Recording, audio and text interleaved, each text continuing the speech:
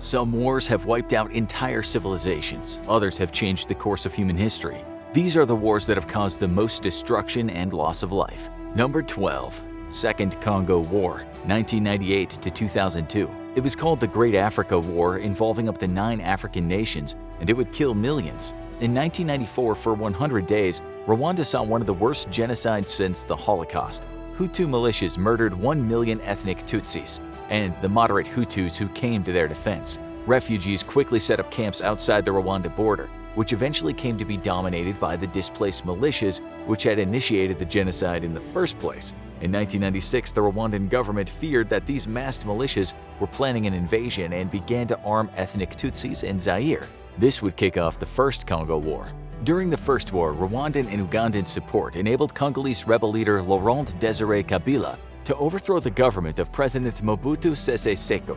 Shortly after taking power, though, Kabila broke ties with Rwanda and Uganda. This prompted the two nations to invade the Democratic Republic of the Congo. Angola and Zimbabwe immediately came to the Congo's aid, with both eager to protect political, industrial, and financial interests in the nation. With Angola and Zimbabwe's lobbying, help from Namibia, Sudan, Chad, and Libya soon flowed into the nation under siege. The conflict soon broke down into a protracted stalemate and would result in the death of 5.4 million people, making it the deadliest conflict since World War II. Over 2 million others were displaced and forced to flee the fighting. Even after the war ended in 2002, as many as 1,000 people were still dying every day from malnutrition and disease due to the effects of the war. Our next war set the stage for the modern world. Number 11. Napoleonic Wars, 1803 to 1815. Not just one conflict, but a back-to-back series of wars. The Napoleonic Wars was one of the bloodiest periods in European history. The actual start of the Napoleonic Wars and the end of the French Revolutionary Wars is still debated by historians today, as one conflict seemed to simply roll into the other. The conflict was largely a continuation of the power struggle between England and France that had raged for centuries, and as the years passed, new players joined the fray and reshaped the political landscape of Europe. Brilliant as he was, Napoleon would inevitably be defeated, and the conflict that bears his name would end up with an estimated 3.5 to 6 million dead in combat, or as a direct result of the combat. Our next war took an astonishing 3 bloody decades to resolve. Number 10. The 30 Years' War, 1618 to 1648. With the Reformation came massive upheavals in the religious landscape of Europe and the rise of Protestantism. Inevitably, Protestants would find themselves at odds with Catholics, though their religious differences were merely the cover needed to launch war after war for personal and political gain. This struggle between Protestants and Catholics would come to a head in 1618 when future Holy Roman Emperor Ferdinand II, King of Bohemia, tried to impose Catholicism on his domain. This prompted the Protestants to rebel, launching a conflict in Central Europe that would last for 30 years. Throughout the war, religious ideals were the thin veil required by king after king to wage war in order to seize economic, political, or strategic goals. As the conflict raged on, kingdoms outside of Central Europe began to lend their support to various sides, realizing that this presented an opportunity to reshape the political landscape of the entire continent. By the time the fighting was done, an estimated 8 million people lay dead. The next war would lead to the creation of a refugee nation whose fate might start World War III today. Number 9. Chinese Civil War, 1927 to 1950. Perhaps unsurprisingly for the world's most populated country, China will find itself on this list of most destructive wars in history numerous times. Starting in 1927, the Chinese Civil War pitted the nationalist Kuomintang government against the Chinese Communist Party. Briefly unified to attempt to bring peace to the nation, the Kuomintang, or KMT, and the CCP split after KMT officials were concerned that the Soviet Union was trying to destroy KMT by using the Chinese Communist Party. The KMT and CCP set up capitals in rival cities, with the KMT calling the CCP traitors for allowing the Soviet Union to exercise so much influence over the nation. A purge of communists from amongst the KMT, resulting in hundreds of arrests and executions, widened the rift between the two groups. However, the KMT proved to be more successful in its bid to unify China than the CCP, and in 1928 captured Beijing, prompting the international community to recognize that KMT as the only legitimate government of China. The CCP had already been launching an insurgency, which broke out into open war between the two sides. The war would have a brief break in 1937 until 1945, as both sides fought against the Japanese invasion. As soon as the Japanese were defeated, however, the war resumed in full force. Ultimately, the conflict would lead to the CCP dominating mainland China and the Kuomintang fleeing to the island of Taiwan, eventually setting up a democratic government that resists communist attempts at reunification to this day. The war would go on to kill over 8 million soldiers and civilians before it was over in 1950, though no official peace treaty or armistice exists to this day between the Republic of China and the Chinese Communist Party. This next war would directly lead to the closest humanity has ever come to nuclear annihilation. Number 8. Russian Civil War, 1917 to 1922. Almost immediately after the Russian Revolution that overthrew the Tsars, war would once more break out in Russia. Seen as weak due to their willingness to make peace with Germany at any price, the Bolsheviks seemed to be on the verge of losing control of the Russian government. In fact, by 1917, the Bolsheviks only effectively controlled Petrograd, Moscow, and the territory between the two, with many of the Russian provinces declaring independence in the wake of the fall of the Tsars. Nationalists, imperialists, foreign powers, and all manner of internal factions joined forces to fight against the Bolsheviks. For the Allies, it was important to get Russia back into the war, as it would open up a second front for Germany and force them to split their troops. The coalition of various powers would be known as the Whites, with the communist Bolsheviks being the Reds. Though vastly outnumbering the Reds, the Whites were made up of many disparate groups that often hated each other as much as they hated the Bolsheviks. With a unified force, the Reds were able to once more unify Russia under one rule, and put an end to the hope of independence for many former imperial provinces. The war would end with over 9 million casualties, most of which being civilians. Our next war would help lead to the tragic slavery and genocide of the modern Uyghur people by today's Chinese Communist Party. Number 7. Dungan Revolt, 1862 to 1877. A Muslim uprising in Qing-dominated western China, the Dungan Revolt would become one of the numerous costly conflicts within the Chinese nation. With a desire for an independent Muslim state, the Hui people launched a very disorganized, widespread uprising starting in 1862. The rebellion was triggered by various confrontations and outright brawls spread across the western bank of the Yellow River. Rather than religious disputes, though, class warfare and racial antagonism toward the Muslim Hui by the native Han were the cause of the rebellion.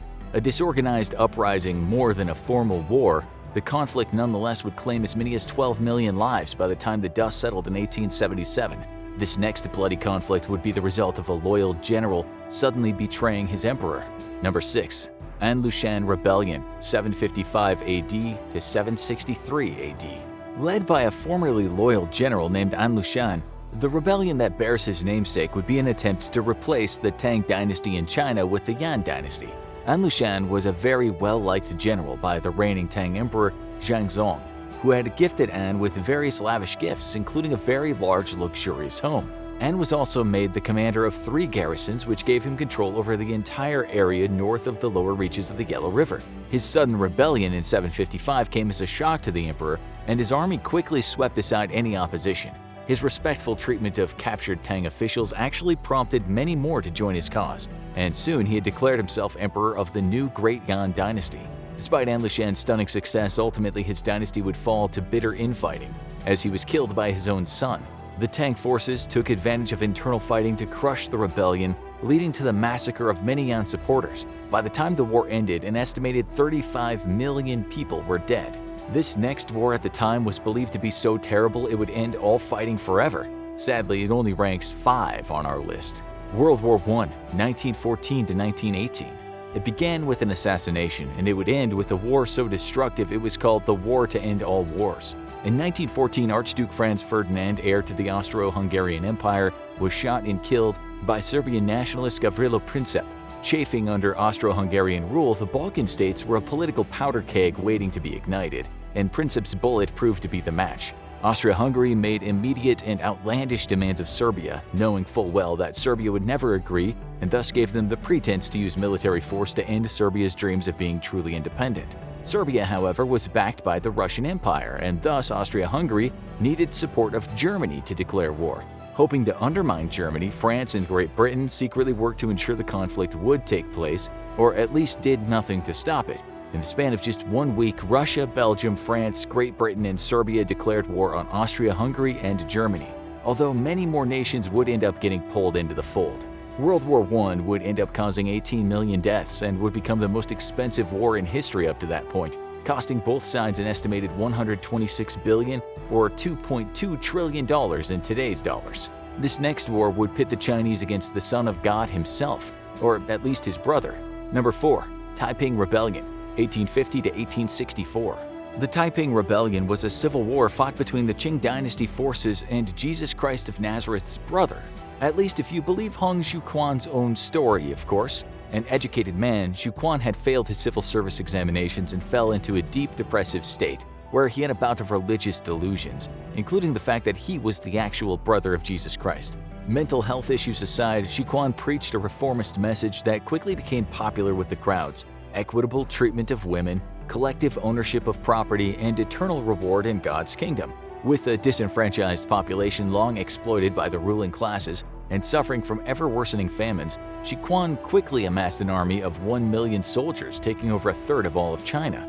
Unfortunately for Xiuquan's lofty goals of creating a fair and equitable China, the Qing dynasty reached out to foreign powers for aid. Great Britain and France, both boldly proclaiming themselves Christian nations, soon found themselves crushing the Chinese Christian rebellion, because Xiuquan's populist reforms and banning of opium threatened their lucrative trade in China and exploitation of its workforce. Entire cities would end up massacred, and the war would end with between 20 to 30 million dead. Next, a small rebellion in northeast China would lead to one of the bloodiest conflicts in not just Chinese but human history. Number 3. Qing Dynasty versus Ming Dynasty, 1618 to 1683.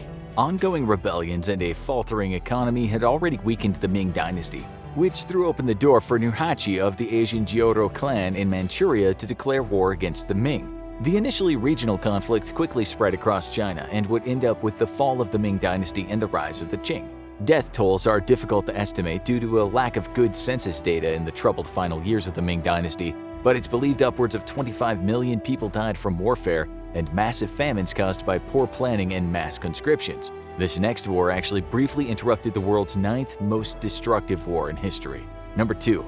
Second Sino-Japanese War, 1937 to 1945. Japan had invaded Manchuria in 1931 and set up a puppet government seeking vital natural resources to fuel its expansionist ambitions.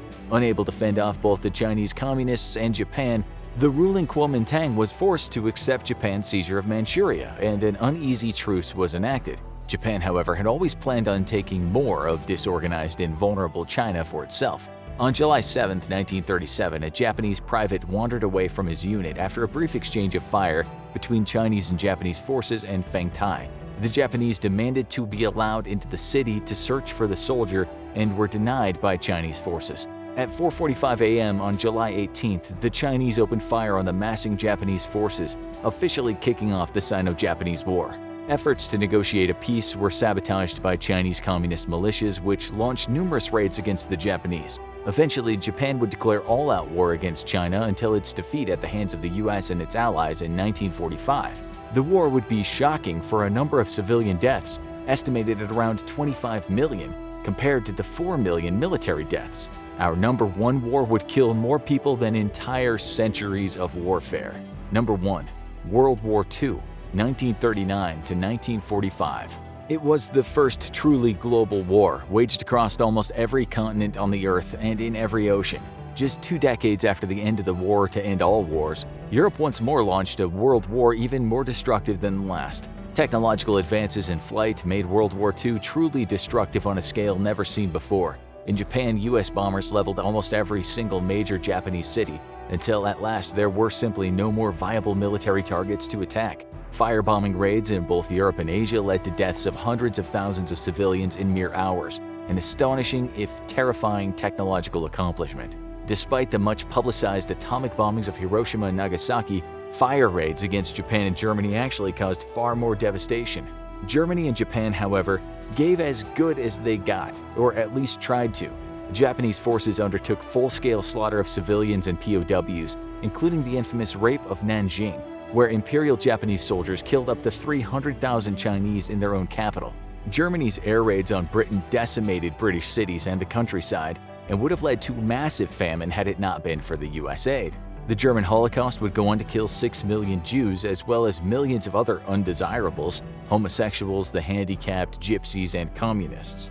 The war would have a financial impact of nearly $20 trillion in today's money in direct war costs, and an unimaginable cost to the economies of both Europe and Asia. It would be well into the 50s before the European economy would begin to right itself, largely thanks to the US's Marshall Plan. In terms of the human cost, it's estimated that between 21 and 25 million soldiers died and 50 to 55 million civilians, for a grand total of between 70 to 80 million, or about 3% of the entire world population. Now go check out Deadliest Weapons of World War III, or click this other video instead.